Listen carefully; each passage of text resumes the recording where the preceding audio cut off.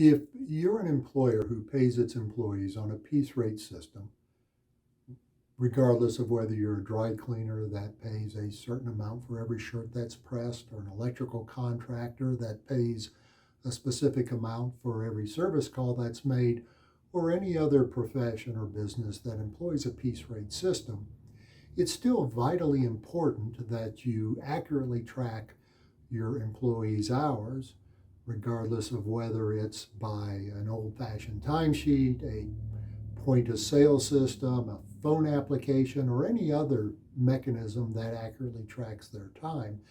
And it's important that you keep those records for at least 3 years. Well, now, why is that, you might ask? I'm paying them on a piece rate.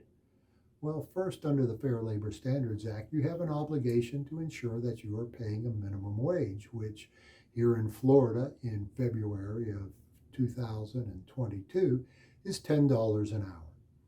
You're going to divide the total compensation for the week by the number of hours actually worked, and that number needs to be $10 or higher. Under the Fair Labor Standards Act, you also have an obligation to pay time and a half for overtime. You're going to calculate the amount of overtime compensation to be paid by first determining the base weekly rate, and yes, that can change from week to week. You're going to divide the total compensation for the week by the number of hours actually worked. The Fair Labor Standards Act says you've got to pay time and a half. Well, you've already paid the straight time portion under your piece rate plan for all of the hours worked, but you owe the employee the additional half time.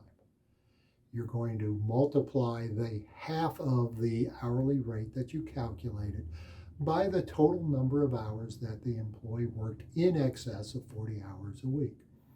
A very quick example.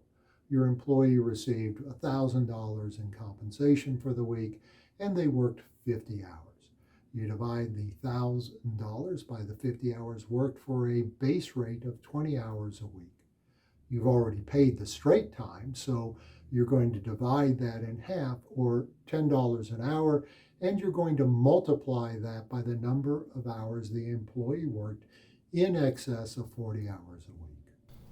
10 hours times $10, you owe the employee $100.